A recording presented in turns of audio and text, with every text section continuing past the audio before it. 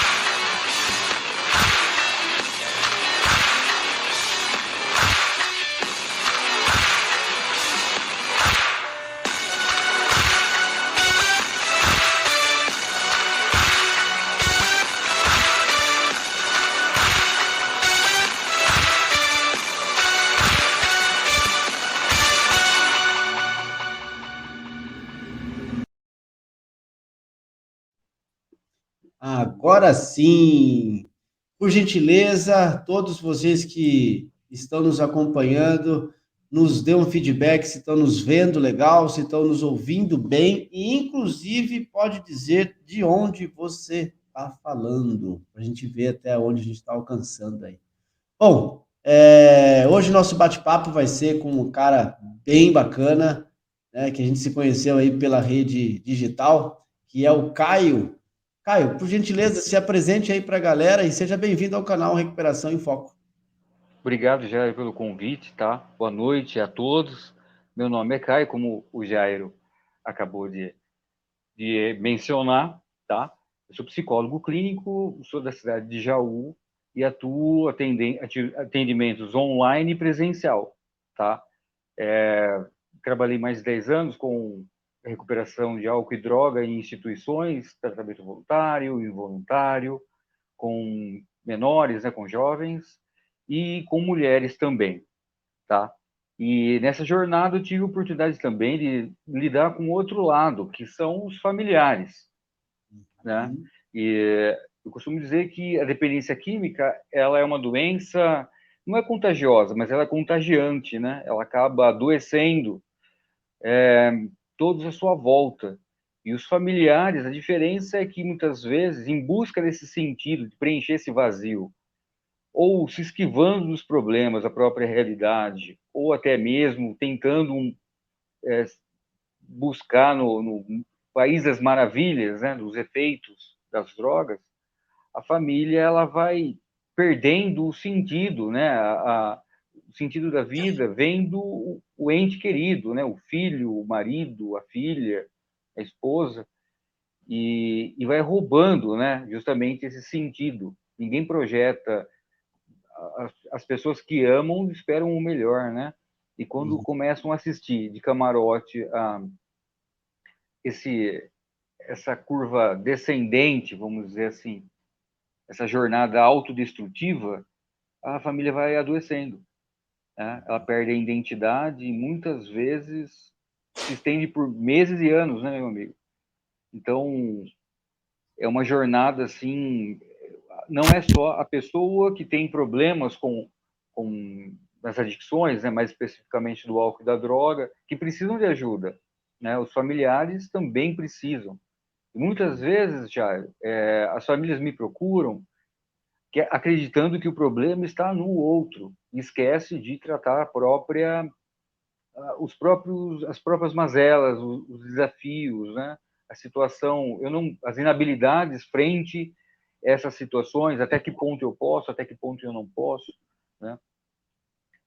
Então a gente vai falar um pouquinho sobre isso, né? O pessoal quiser fazer perguntas, o Jairo vai estar lendo, a gente vai estar conversando nesse bate-papo, tá? É isso aí.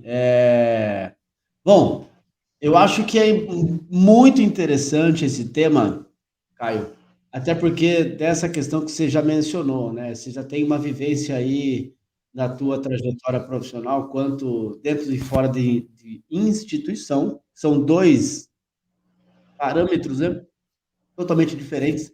Quando você atende um acolhido dentro de uma instituição, você tem todo um protocolo de acolhimento, né? E aí, através de uma ferramenta chamada PAS, Plano de Atendimento Singular, você desenvolve para o camarada e desenvolve e o envolve dentro do seu planejamento terapêutico singular. Então, quando você faz a tratativa dele, o atendimento dele fora da CT, tipo um pós-tratamento, são outras perspectivas que você tem que mostrar para o indivíduo. Então, você já trouxe aí pelo menos dois vieses para a nossa conversa. E o terceiro, que é o mais importante, eu diria, que é o trabalho todo com a familiar. Porque, querendo ou não, temos aí o percentual do convívio, né, que é a parte da família. E entendendo toda a problemática e todo para o negócio ficar, né, condensado e a qualidade de vida em família andar de acordo, tanto o acolhido colocar em prática aquelas ferramentas que ele recebeu e foi orientado dentro da CT, quanto o familiar indo na sala de apoio, na Aranon, Amor Exigente, etc. e tal, e também com a ajuda do psicólogo. Então, queria que você falasse um pouquinho sobre essa interlocução, esses três tipos de abordagem: CT, fora da CT e o familiar. Interessante, Jairo, porque uma coisa não dispensa a outra, tá? Enquanto a pessoa, o adicto dependente, está fazendo um tratamento, seja ele dentro de uma instituição, seja ambulatorial, sendo até mesmo procurando esses grupos de mútua ajuda para dependentes, como o AA e o NA, né? O Narcóticos Anônimos e o Alcoólicos Anônimos, muitas vezes a família não percebe o quanto ela adoeceu com tudo isso. É importante esse pedido de ajuda, tá? Então, eu vou tentar me focar um pouquinho na questão da dependência emocional, tá? Antigamente, essa expressão dependência emocional era usada a expressão codependência química. Dependente químico seria o adicto, dependente, né? E o codependente seria o familiar que acaba sofrendo com com esse contexto de uso abusivo de drogas, etc. Aquelas chantagens, aquela história, né? Aquela busca frenética por usar cada vez mais, né? A compulsão e a obsessão como características. Então existiam chantagens, aquela questão teatral, enfim. O adicto dependente, vamos entender o seguinte: o objeto de desejo é a droga, ok? No caso do codependente, foi percebido que o funcionamento não era tão diferente assim. Só que a diferença é que o objeto de desejo não era a droga em si, um objeto inanimado, mas sim o ente querido, seja o filho, a filha, o marido e etc. Então, e uma correlação e algumas características bem similares. Com o tempo, com alguns estudos, começou a se perceber que esse comportamento dependente, no sentido de depender do outro, da existência do outro, se aplicava em outras situações também, né? Mas o primeiro modelo estudado na dependência emocional foi os familiares de álcool e droga, tá? Então, por exemplo, quando a gente fala hoje, a gente usa na psicologia a expressão dependência emocional, ela está se referindo a esses relacionamentos adoecidos, seja pelo álcool ou a droga, ou em outras situações, né? Entrou muito em evidência, em debate público, por exemplo, as relações tóxicas, de casais que vivem relações tóxicas por outras razões. A característica de dependência emocional é bem parecida, tá? Você citou, por exemplo, o Naranon, o Alanon, o Amor Exigente. como grupos de apoio a familiares. Mas existem muitos outros, por exemplo, o CODA, por exemplo, Codependentes Anônimos, existem os próprios neuróticos anônimos, que é um pouco mais abrangente, né? E o legal, por exemplo, dos neuróticos anônimos é que não existe a figura do outro. A dependência emocional é um comportamento instalado com várias vertentes que, se não tratada, ela tende a replicar. Vamos dar um exemplo bem interessante. Vamos imaginar que esse desenho é bem clássico no consultório. A garota, a mulher, foi casada há 10, 15 anos com um adicto dependente. O cara teve 15 internações, 20 internações, e ela acompanhando tudo isso. E aí, vamos imaginar todo aquele contexto, né, de uso, que muitas vezes, dívidas na porta, objetos que acabam sumindo para virar o objeto de desejo, no caso a droga, né, e assim por diante. Uhum. Chega num ponto que o leite derrama, ela dá um basta. Não quero, rompimento, acabou. Não tem como mais conviver nessa relação. A probabilidade dessa garota, dessa mulher, se aventurar numa outra relação tóxica, adoecida, é muito alta, porque o padrão de comportamento está instalado.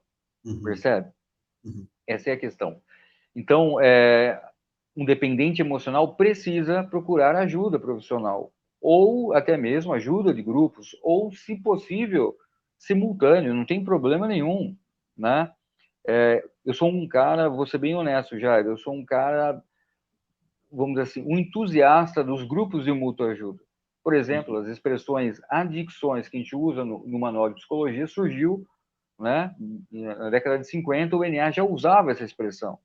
Né? Na década de 20, o AA já falava que encarava o alcoolismo como droga, né? como doença, e os manuais de psicologia, de psiquiatria, se adaptaram a essa questão, a essa verdade unânime, percebe?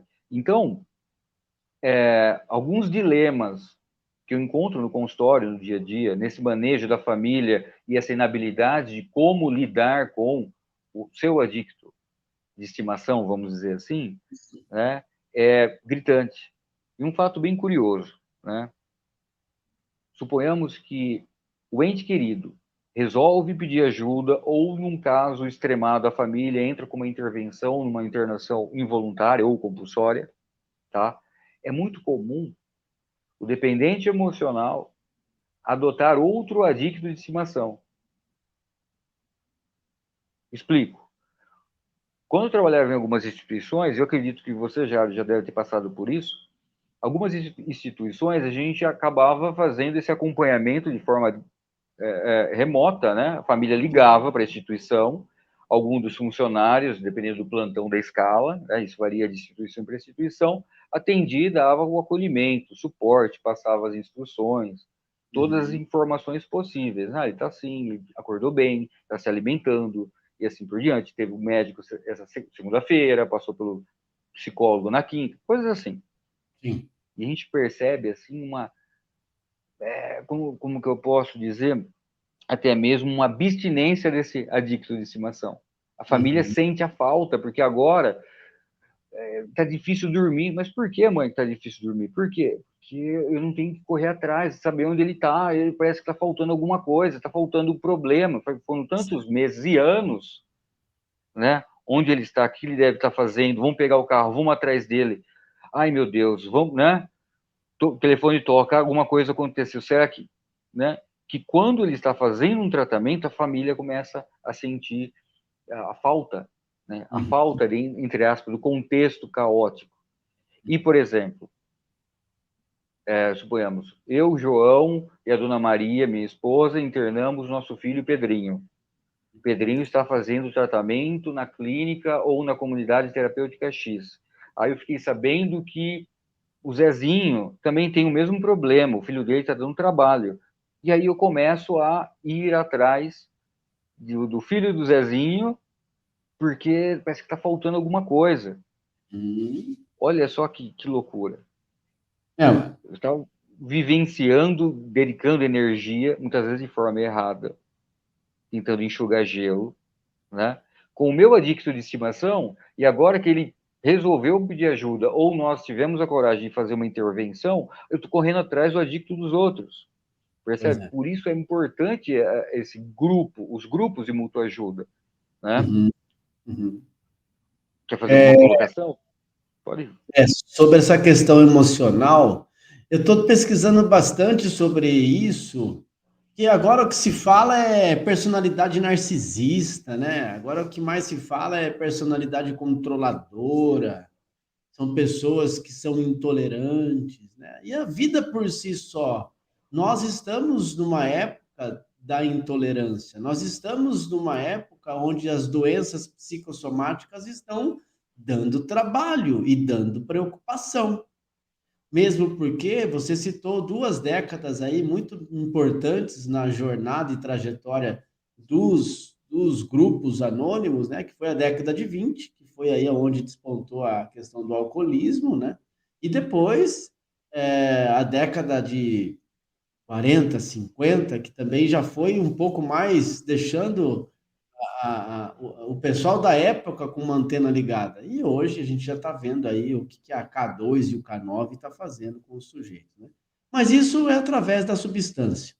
Mas e quem não tem a substância e tem a substância emocional totalmente ligada à pessoa? Os comportamentos também podem ser, de uma maneira ou de outra, entorpecentes. Os meus pensamentos destrutivos podem ser o meu entorpecente.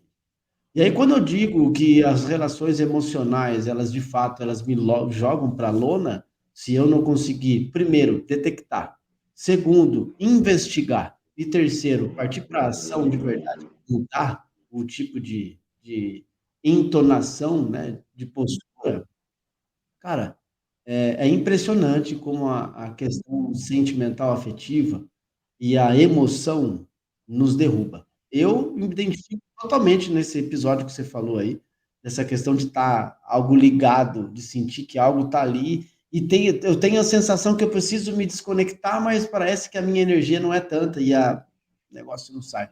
Então, a gente pode levar para outras áreas, né?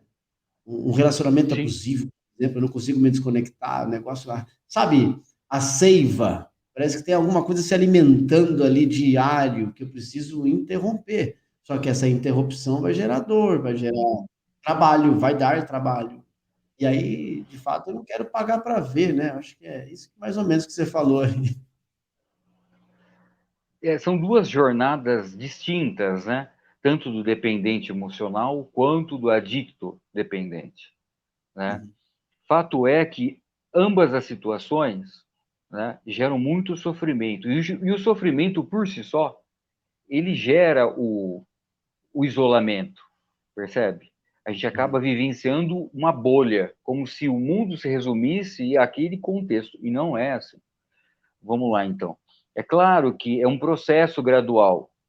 Ninguém se torna adicto do dia para a noite. Nós estamos falando de uma escalada, né, de um comportamento instalado, físico, mental e de fundo noético, que a gente chama na logoterapia, né? Que, por exemplo, as Irmandades Anônimas denominam como espiritual, né? Que seria a parte mais transcendente, né, mais elevada do homem, né? Tanto é que o sofrimento ele vai minando essa humanidade que nós temos, ok? Até aí, beleza. O problema é que, como é um processo gradual, paulatinamente a pessoa vai se afundando, o adicto dependente ele começa a se esquivar de responsabilidades e processos naturais, né? Situações de conflito, de olhar para si mesmo e poder transformar a sua realidade em algo melhor. Então, toda vez que o adicto ele terceiriza o problema ou ele foge dele, ele está também adiando situações para ele transcender, evoluir e crescer emocionalmente. Percebe? Então, Uhum. assim, por isso que eu costumo, Jairo, eu não gosto muito de usar essas expressões que estão meio que na moda, por exemplo, de narcisismo e tal, porque é complicado. A gente vê em algumas redes sociais o pessoal falando disso e falando muita groselha. E às vezes Muito. profissionais que dá vontade de falar: Meu pai do céu, o que você está falando? E para, calma. Muitas vezes o conceito para uma abordagem da psicologia significa uma coisa, para outra, para os manuais é outra coisa, e no senso comum que as pessoas falam de narcisismo é outra coisa. Calma, gente. Né? Fato é, O adicto dependente, eu lembro que tinha uma propaganda nos anos 2000, se não me engano, do NA, que era um álbum de fotografia. E aí, Uhum. quando a pessoa usava droga, ficava em branco o álbum de fotografia, e depois aparecia ele saindo da instituição de novo. Exato. Né? É. E é interessante isso, porque quando surgem as recaídas, né, infelizmente é muito comum essas recaídas, meu querido, a Uhum. pessoa não perde anos, né? Perdeu 1 ano e meio numa recaída, perdeu 5 anos numa outra recaída, e o mundo está mudando. Né? O filho que era pequenininho agora já está um adolescente, já está um adulto, e não volta mais, percebe? E são situações, problemas que eram importantes para o meu crescimento, para o meu amadurecimento como um indivíduo. Ou seja, o adicto ele acaba sempre tendo, chegando no consultório, com um eu muito infantilizado. Uhum. Né? Adictos com 40, 50 anos, com bonezinho virado para trás e bermuda tactel. Né? Olhando para as gurias de 16, 18, 20 anos e ficando inconformados, que ela fala assim, ô tiozinho, opa, o tempo passou, meu amigo. Percebe? A família, o problema é o seguinte, esse comportamento, eu costumo dizer, costumo chamar de funcionamento sombra. Não tem Uhum. nada com o conceito de sombra do Jung, não, é um funcionamento. Tem um clássico do livro Peter Pan, até no filme da Disney mostra muito isso. O primeiro momento que a figura do Peter Pan, o menino que não quer crescer, qualquer semelhança com o adicto dependente é mera coincidência, tá? O menino que não quer crescer, ele está buscando, correndo atrás da própria sombra. E a sombra está fugindo dele. Ok. Pegou esse recorte do filme, do livro? Ok. A Uhum. sombra é o dependente emocional. A Legal. sombra é o familiar. O familiar tenta fugir, ele tenta. Só que por que sombra? A sombra ela precisa de um objeto. O dependente emocional, o objeto de desejo é a pessoa. Ele perde toda a sua identidade em função do outro. Sem o Oh. outro, eu acredito que eu não vou existir como uma Uhum. sombra. A sombra ela só existe por causa do objeto. Legal. Mas é uma ilusão isso. E é muito curioso, meu querido, que no consultório, os relatos dos dependentes emocionais que eu trabalho, seja familiares de adictos dependentes com problemas de álcool e droga, ou que estão vindo de uma relação tóxica, ou completamente dependente, né? O abusador precisa a vítima precisa do abusador. Psicanálise chama isso de casal perfeito, né? Exato. O sádico e o masoquista e assim por diante. Não que é perfeito que funciona, não funciona, né? Mas a tendência lembra que eu comentei lá atrás? A tendência do dependente emocional, se ele não tratar as suas mazelas, ele vai buscar um outro relacionamento, problema. E ele vai ser a sombra do próximo companheiro ou companheira. Exato. Percebe? E o Uhum. mais curioso é que nos relatos é mais ou menos como a sombra mesmo, é só a silhueta. A gente não sabe o que é mão, o que é o braço, o que é nariz, o que é boca, a gente não vê isso. Uhum. E a pessoa não sabe mais o que ela gosta, o que ela quer fazer, porque ela viveu meses e anos em Uhum. função do outro. Olha que legal, falando um pouquinho para agradecer a galera que está entrando, doutora Miriam Dias, né, que está aqui todas as lives com a gente, parceiraça aqui do grupo. Tem a Márcia também. Márcia, obrigado por estar aqui. Compartilhe nosso momento, né? Lá pelo YouTube. Toca o sininho lá para que você consiga visualizar todas as nossas notificações. E olha que legal essa pergunta.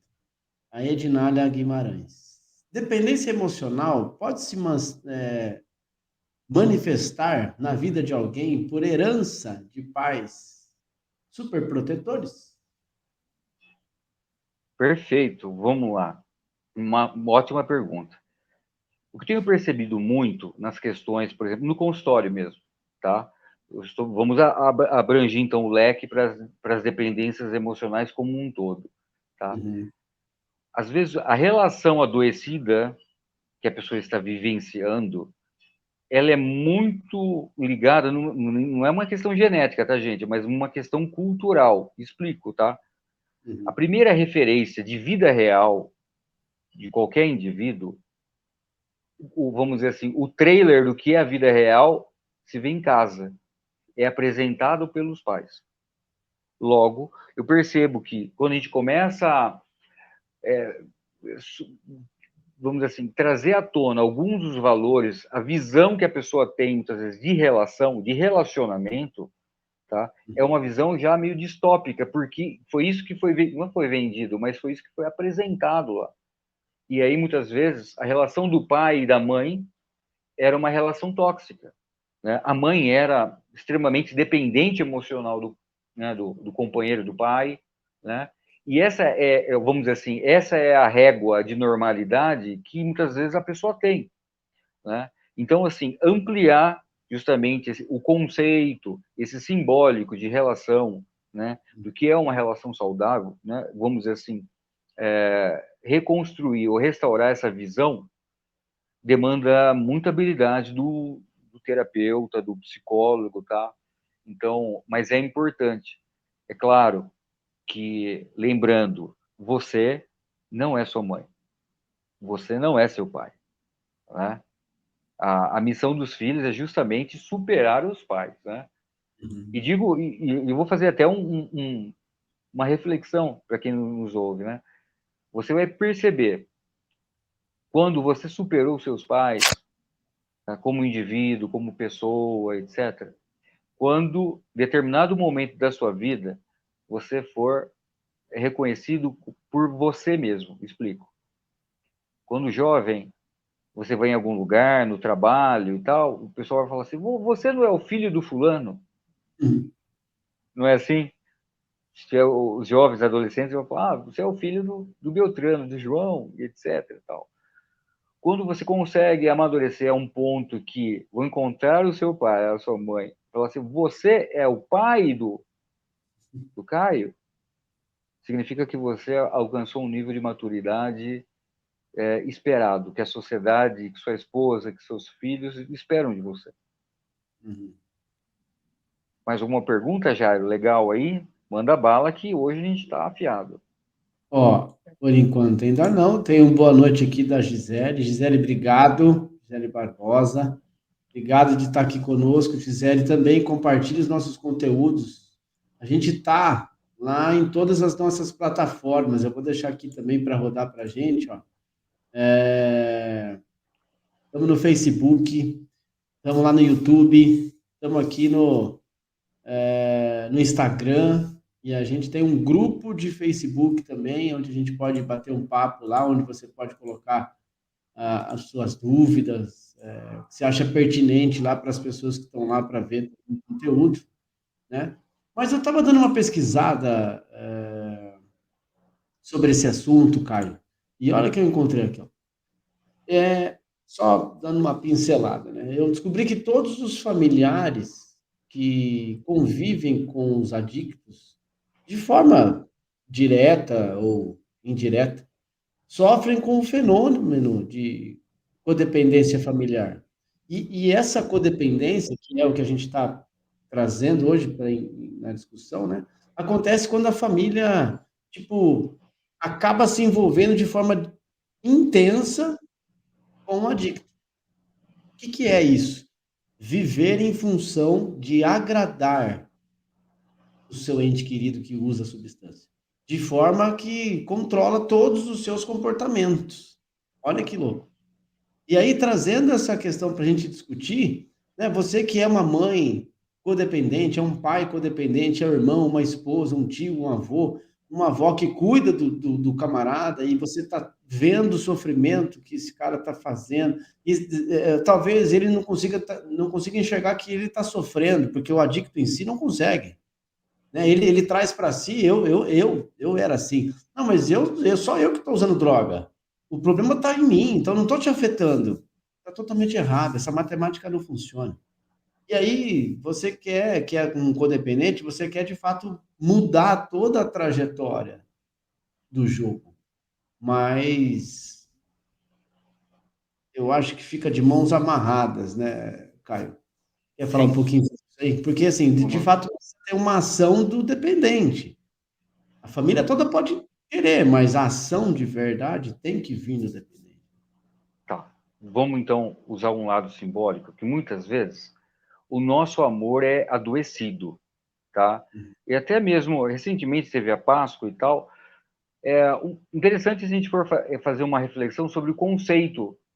Por que é falado, por exemplo, na tradição cristã, falado paixão de Cristo, e não o Uhum. amor de Cristo? Aí está a questão. A paixão, ela é muito mais intensa a ponto de chegar à insanidade. Quem nunca, quando se apaixonou quando jovem, pagou mico, fez coisas assim sem pensar? Quem nunca, não é?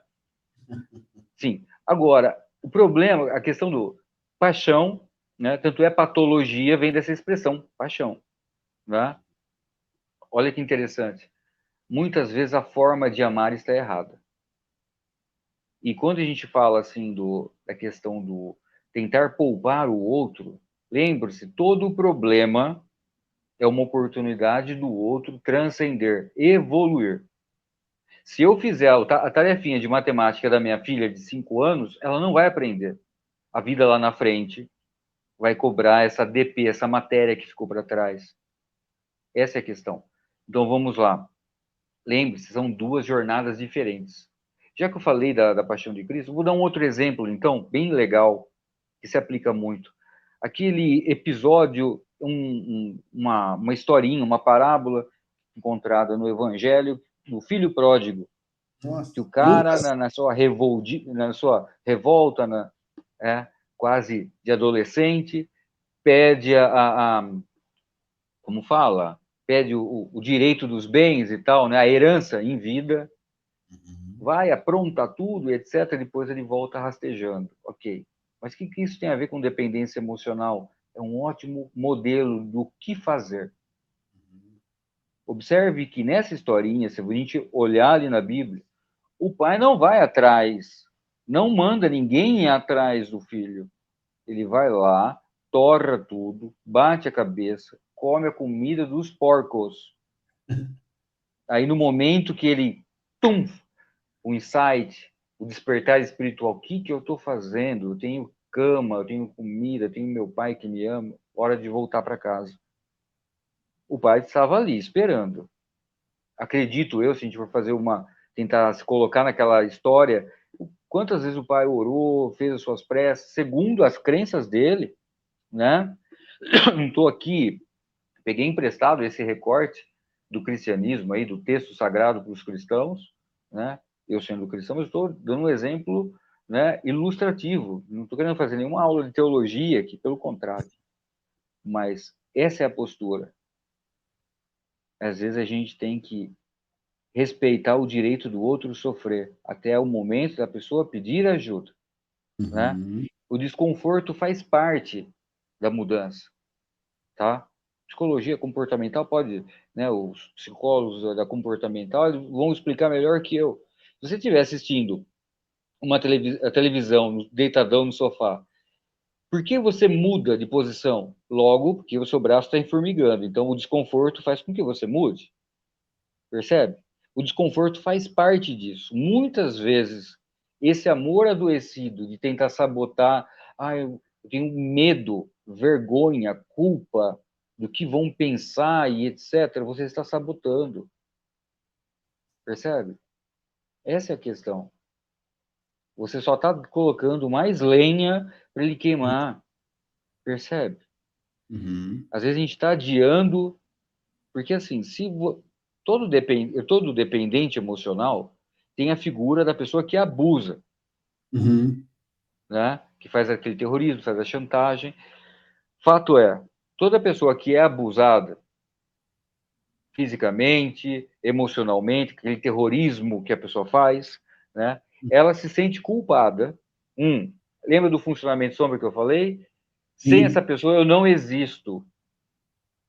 Às vezes eu estou num casamento, meu marido usa, ele se torna agressivo, ele 4, 5, 6 vezes acabou com a mobília, tive que várias vezes comprar e some tudo, né? Cheguei a perder o emprego porque ele foi no meu emprego, fora muitas vezes que ele estava agressivo e o abuso foi violento, mas eu não Uhum. consigo, por quê?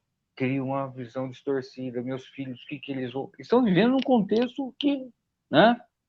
Muitas vezes, uma esposa que vive num relacionamento assim, por causa das drogas, às vezes, em vez de procurar ajuda profissional, naquela busca de alento, meu amigo, vai numa igreja. Uhum. Ir na igreja, a espiritualidade, faz bem para qualquer um. Você é livre para... Está fazendo bem para você, ótimo. Mas existem assuntos, existem áreas. Se eu estou com um problema financeiro, eu não vou procurar um pai de santo, um rabino, um padre. Eu vou procurar, então, meu gerente do banco, Uhum. né, meu contador. Se eu estou com um problema, né, judicial, eu não vou procurar eu vou procurar um advogado. Se estou com um problema, uma dor de dente, eu não vou no ginecologista, eu vou no dentista. Aí muitas vezes a gente vai na igreja procurando esperança, querendo ser acolhido. E muitas vezes, pessoas, colegas, né, aquela visão idealizada de casamento, que não é o que ela está vivendo, fala, não, Deus tem uma promessa, Deus vai fazer a transformação e tal. Cuidado, gente, você pode estar empurrando ela para a morte certa. Percebe a diferença? Sim. Né? Então, é importante procurar grupos de muita ajuda, profissionais com experiência, percebe? A gente vai ver histórias, fala assim, putz, eu não sou a única, eu não sou o único. Não é só com meu filho, não é só com meu marido, né? Eu não vou ser julgado. O profissional que eu vou procurar, ele tem bagagem, eu vou poder ter com quem conversar, que muitas vezes as pessoas não conversam. E quando conversam com a pessoa errada. Aí eu tenho medo de internar meu filho, internar meu marido, porque o que ele vai pensar, o que vão dizer, né? Você quer um exemplo, não te cortando, Caio? Não, claro, fica à vontade, conversa franca. Uma coisa que eu tenho muito visto, inclusive as pessoas, né, têm me procurado, porque assim, você está no canal, você está trazendo informação através dos profissionais, através do bate-papo, o que eu tenho percebido? Eu venho de uma linha de, de profissionais da saúde mental, no caso, os conselheiros de independência química, eu venho numa linha que nada contra as outras certificações, nada contra os outros cursos que são Sim, oferecidos por aí, mas eu venho de uma linha que é nada de medo, só amor, sabe? Que é Padre Haroldo, que é a galera da FEBRAC, que faz isso com tanto amor e carinho, para desenvolver um trabalho muito horizontalizado, fazendo com que todos tenham acesso às informações, desde história da comunidade terapêutica, até manejo de crise, orientação familiar, leis, parâmetros, enfim. E aí, no nosso contexto de bate-papo hoje, é uma questão muito importante, que quer dizer a dependência emocional dos familiares dos adictos. E aí, o camarada vai lá e faz um tratamento de 3 meses, tem uma desintoxicação da substância, que 3 meses é isso, né?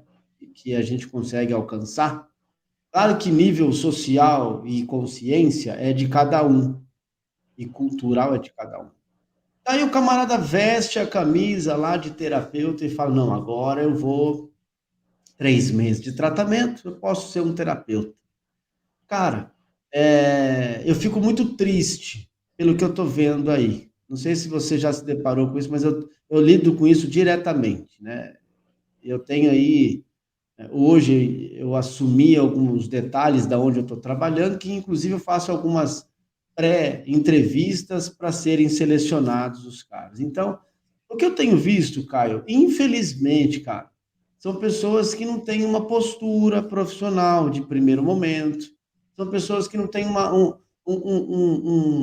uma questão de abordagem, uma questão de interação realmente com a doença.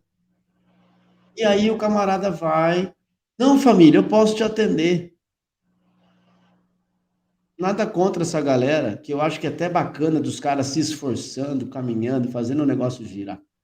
Mas, cara, se não tiver aptidão se não tiver amor, se não tiver propriedade, sabe, conhecimento de causa, né? Eu queria agora sair um pouquinho para você contar um pouquinho da tua história, de por que você escolheu essa linha profissional, que faz todo sentido, cara. Então, existem profissionais e profissionais aí para se trabalhar na saúde mental diretamente com os adictos e com os familiares. Queria que você falasse essa importância que a gente tem aí, essa dificuldade também que nós, quanto profissionais, não estou falando que eu sou o melhor, não, eu estou longe disso e sem pretensão de ser o melhor, mas em todo tempo eu busco informação, sabe? Em todo tempo eu estou conectado com um assunto legal que eu acho que é interessante levar para os meninos lá, levar para as meninas lá, fazer o negócio acontecer de uma maneira homogênea. Se você falasse um pouquinho dessa importância desses caras aí. Tá, vamos lá. Você sabe, meu amigo Jair, que dentro da classe dos psicólogos existe uma rivalidade e meio que uma grande parcial dos psicólogos tem um ódio mortal entre os coaches e alguns terapeutas, uns supostos terapeutas assim. Eu já sou um pouco mais de boa, né? Não faço como eles e ficar brincando muito com o sofrimento dos outros, mas eu acredito que muito das lambanças que eles estão fazendo aí na praça, as pessoas acabam procurando profissionais habilitados, etc., psicólogos, né? Uhum. Então, mas também tem um detalhe: toda classe, em todas as áreas, existem profissionais e profissionais, tá? Então, você que está me ouvindo, procure boas referências, tá? Da mesma forma, você não pede boas referências de um mecânico, de um pedreiro, né? É a mesma coisa. De um dentista, é a mesma coisa, né? Uhum. Um profissional da saúde mental, é a mesma coisa. Isso, psicólogos e médicos também, tá? Se bem que está tendo muitos médicos muito legais, assim, que acabam interagindo com nós psicólogos. Nós Uhum. temos a oportunidade de passar mais tempo com os pacientes, logo, nada mais justo do que muitas vezes entrar em contato, ligar, falar, paciente tal, tal, tal, tal, o que você está achando e tal. Eu preciso que. Legal, eu gosto de trabalhar assim. Uhum. Vamos lá, então. Um fato recente, tendo o Brasil todo online, presencial aqui na minha cidade, como eu disse, mas certa vez, o ano passado, um dos meus pacientes me procurou, a gente começou a fazer terapia, e ele tinha levado o filho dele num psicólogo da cidade dele, do CAPS, né? Passado algumas sessões, ele ouviu do profissional falando assim, olha, quem usa drogas não tem jeito. Uhum. Puxa, quando ele falou aquilo, me doeu na alma. Como um profissional da área da saúde, prestou um concurso, entrou, está trabalhando com CAPS, com esse público, não acredita no que faz, pessoal, tem jeito, tá? Não só tem jeito, o que me levou para essa área de dependência química, que é a minha paixão, é o fato de eu tive problemas com drogas. Eu estou limpo há 25 anos. Dia 7 de fevereiro fez 25 anos, tá? Então, o meu caminho dentro da psicologia desse meio foi justamente isso. Conheci grupos de muita ajuda. Como todo adicto, eu achei que eu era meio diferente. No ano 2000, eu fui para um seminário, o Lar São Francisco de Assis, né, lá com os frades, e lá era uma puta de uma Uhum. unidade, eram 9 unidades de recuperação lá dentro. Né? Tive contato com. Justo naquele ano tinha sido a campanha da Fraternidade Vida Sem Drogas Não. Em 2004, fiz um curso em Curitiba da Pastoral de Sobriedade, né, que é um outro grupo. E aí, participando de grupos anônimos, indo como voluntário, tive uma oportunidade, trabalhei numa clínica involuntária, por alguns cursos que eu tinha feito. E aí foi amor à primeira vista. Comecei a trabalhar, eu nunca fui internado, como eu disse, em 98 não tinha tantas clínicas, não era esse cenário que nós vemos hoje, né? Então, o NA aqui de Jaú é um dos grupos mais antigos do Brasil, né? Conheci alguns companheiros que me ajudaram muito, né?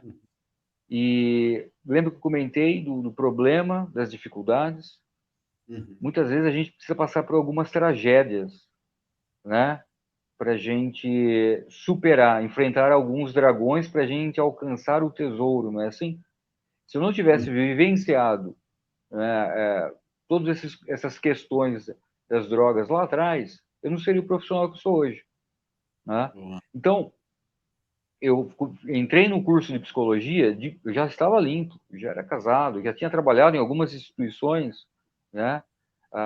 O meu TCC na minha graduação foi sobre dependência química, né? E comecei a trabalhar atuando no consultório, né? Fazendo consultoria em algumas instituições aqui da minha região, né? E trabalhando com familiares e adictos dependentes em sobriedade. Ok. Então, veja bem, hoje, se alguém fizer alguma pergunta, assim, qual é a abordagem que eu uso no meu consultório? Eu uso no consultório atualmente uma abordagem chamada logoterapia. Eu saí da graduação usando a psicanálise. Uhum. No entanto, a psicanálise, ainda em alguns aspectos, ficava com uma lacuna, que voltava só para essa parte da psicossomática, do inconsciente. E a logoterapia, a teoria é essa que foi fundada pelo Dr. Viktor Frankl, sobrevivente de Auschwitz, né? Eu me Nossa. identifiquei muito com essa questão, né? Um livro que eu indico para todos, leitura agradável, muito interessante, chama Em Busca de Sentido. Esse livro ele escreveu quando ele era prisioneiro dos nazistas. E ele já tinha observado essas questões do vazio existencial. Vazio que é abordado no segundo passo. Né? Então, qual que é um dos sintomas do vazio? Isso, logo depois, num dos artigos que ele escreveu lá em Viena, sendo professor da Universidade de Viena, ele falava que os sintomas do vazio existencial são três. Né? A depressão, a agressão, tanto externa quanto interna. Por exemplo, a gente vê adolescentes que se mutilam, que a agressão, né? Eventos como esses que a gente assistiu recentemente nas escolas, né? E um Muito terceiro, importante. isso ele escreveu na década de 40, esse artigo, tá? O terceiro, a adicção, como sintoma do vazio existencial. Logo, para mim superar essa questão desse vazio, eu preciso buscar sentido, dar um sentido, busca desse sentido. E observem que qualquer relato de qualquer pessoa que passou pelo uso abusivo de drogas, etc., essa pessoa, seja em grupos de muita-ajuda, seja na igreja, seja com esporte, ela se envolveu, ela saiu do isolamento e ela começou a se envolver naquilo, seja na sopa espírita, seja num grupo de jovens, seja no culto, seja servindo uma irmandade como a ou NA, fazendo cafezinho, dando um abraço naquele que chega, indo nas instituições, levando a mensagem, né? Varrendo, limpando os cinzeiros, sair do meu eu e me projetar em direção do outro. Muito bom. Essa é a questão. Muito legal. Né? Então, quando a gente fala desse tratamento humanizado, como você falou, né? Não basta simplesmente, não, eu tenho que estar com essa abertura, né? Não tem como eu não acreditar naquilo que faço. Eu não sei tudo, né? Quanto mais eu estudo, mais eu quero aprender. Quanto mais eu busco, mais respostas vêm. Percebe? Essa é a questão. O maior sábio de todos na filosofia, né, disse que tudo que sei, nada sei. Pois é. Como eu posso entrar nessa arrogância de passar por um tratamento, se eu tenho uma oportunidade para trabalhar numa instituição, aproveite essa oportunidade, meu amigo, mas Pois se aprimore, faça cursos, faça terapia, faça supervisão, né? é. Sabe o que eu falo para os meninos? Fica naquela ânsia, né? Porque daí o adicto, quando vê mesmo, quando entrega o jogo, não tá, beleza, tô aqui e eu vou ter que aceitar. Seja ele o motivo qual for, eu falei para os meninos, na hora que você entra, você pode vir, porque seu pai falou que te prometeu um carro lá fora, você pode vir porque a tua mulher vai voltar para você, só que é o seguinte, em um momento, você vai ter que ter consciência que o único sentido da tua recuperação é você por você. A hora que você entrou do portão, você pode ter todos os sentidos na vida. Você vai ter casamento de volta, sua vida restaurada. Ah, mas isso não é consciência. Isso só é o momento que você está entrando. A hora que você tiver consciência, você tem que falar. É igual o Marvin. Marvin, agora é só você. É você com você. Sem dúvida. E aí, olha que interessante que o Leandro fala. O Leandro é um cara que passou comigo lá no Santa Carlota, cara. Parabéns, Leandro. Tá em pé aí, ó. Olha o que ele falou. Jair, concordo com você. E acho que temos que estudar cada vez mais e capacitar. Tem 8 cursos na área de dependência química, mais 2 CRTs e continuo estudando, cara. Tá no caminho.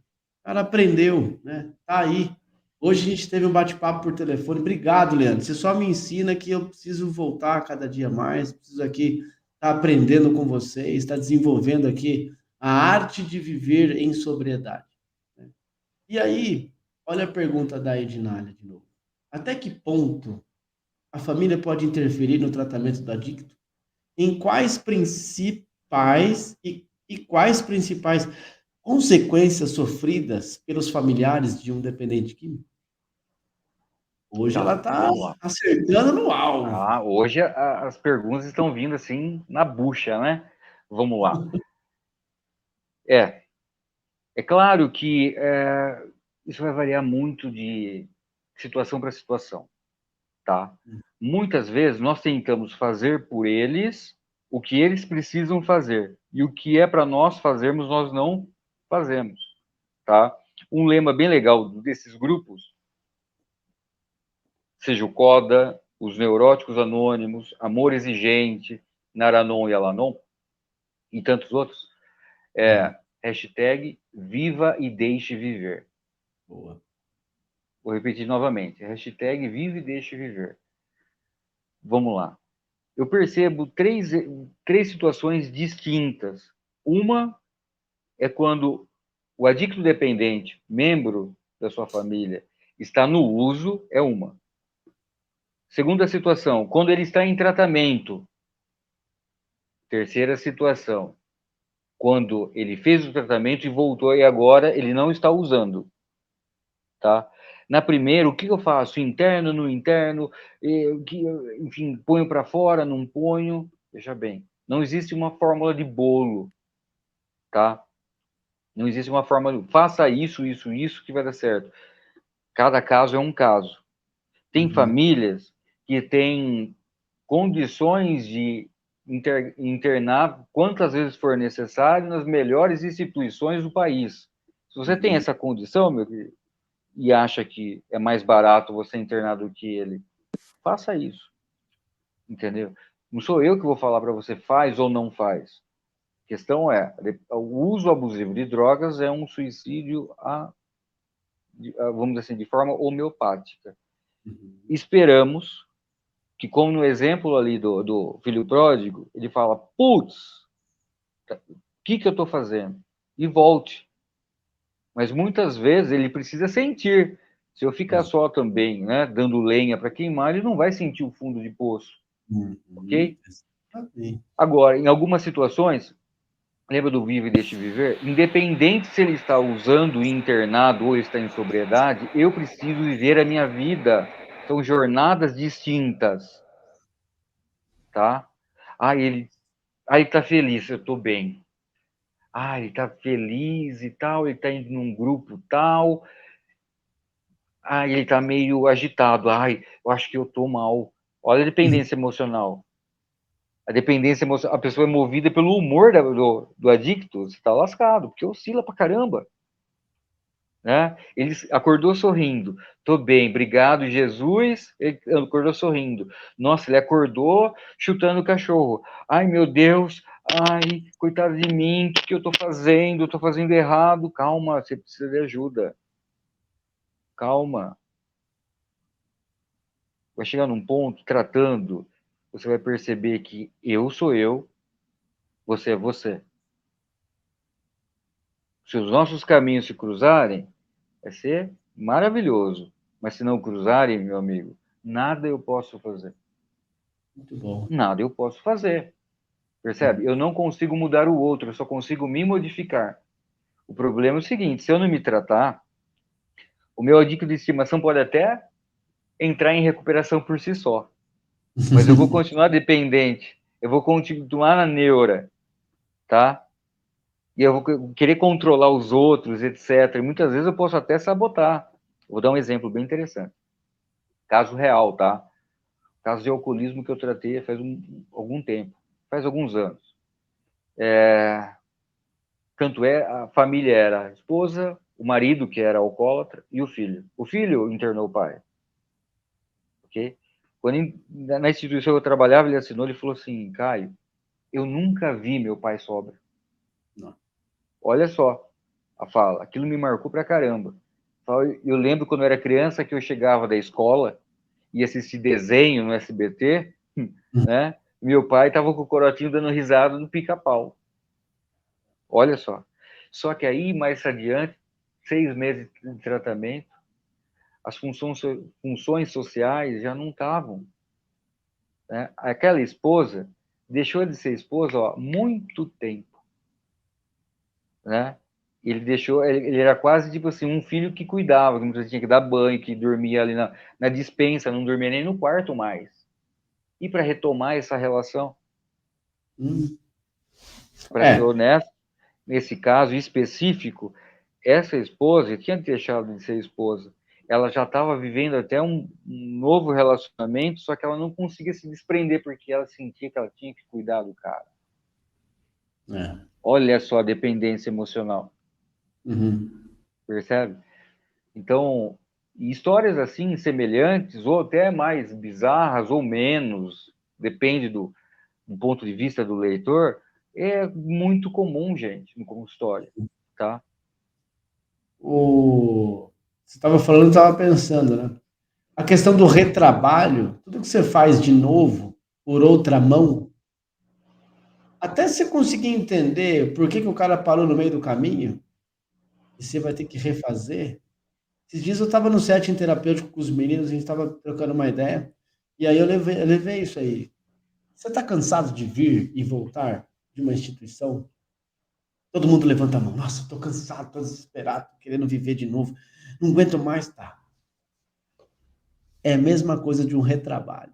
Você está pegando o trabalho que você começou, não terminou e está aqui de novo.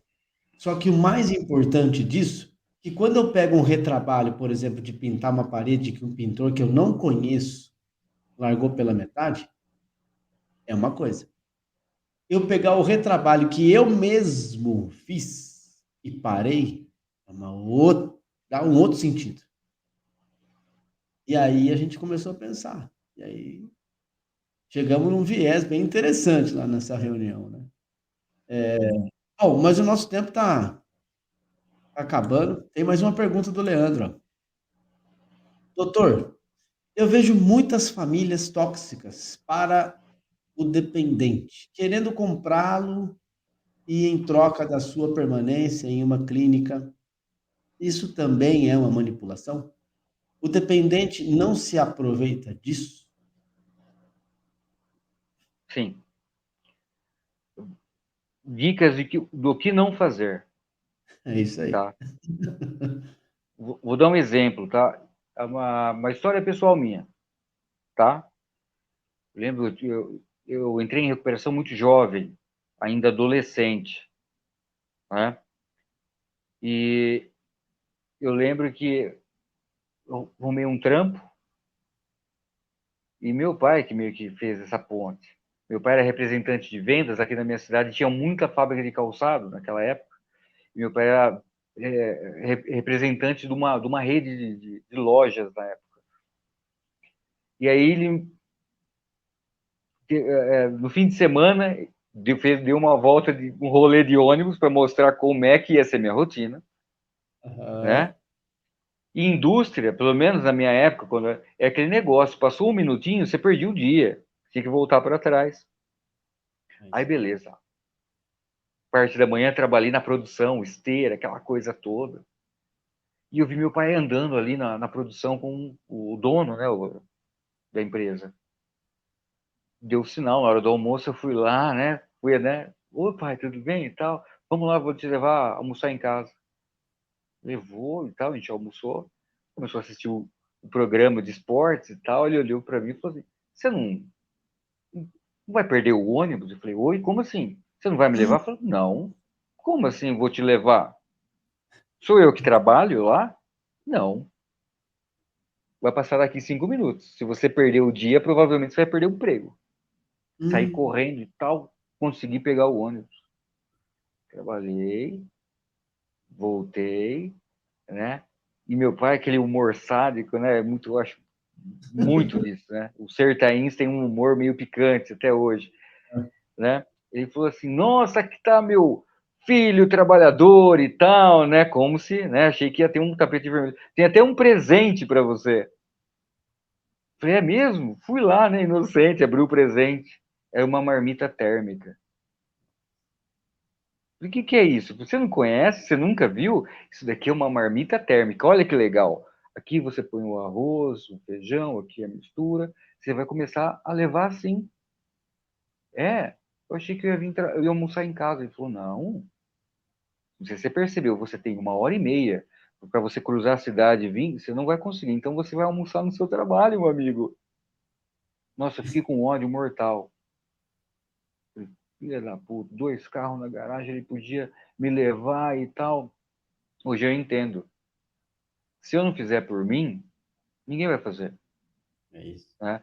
Toda vez eu volto naquele exemplo, você pai, você mãe que está nos ouvindo, esposa, tudo aquilo que você fizer para o seu adicto de estimação, ele não vai amadurecer. É o exemplo da continha, da tarefa de matemática que a minha filha traz. Ela pode reclamar. Se eu fizer, ela não vai aprender, meu querido. Percebe? Tem coisas que eu não posso fazer por eles. Ou se eu resolver o problema deles, eu estou sabotando a oportunidade deles crescerem. Uhum. Boa. Às vezes, viu, Jair? Na minha época Hum. eu trabalhava em instituições, hoje eu só trabalho aqui no meu consultório, a gente falava muito do kit recaída, né?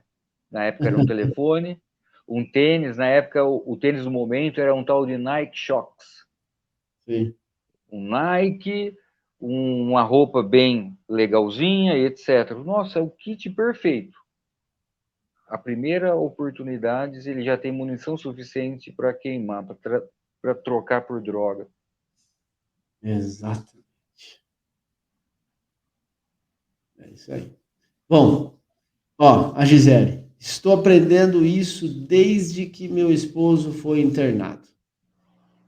E aí vem outra. Primeiro eu, segundo eu. É isso aí. Legal. Tá no caminho. É isso aí.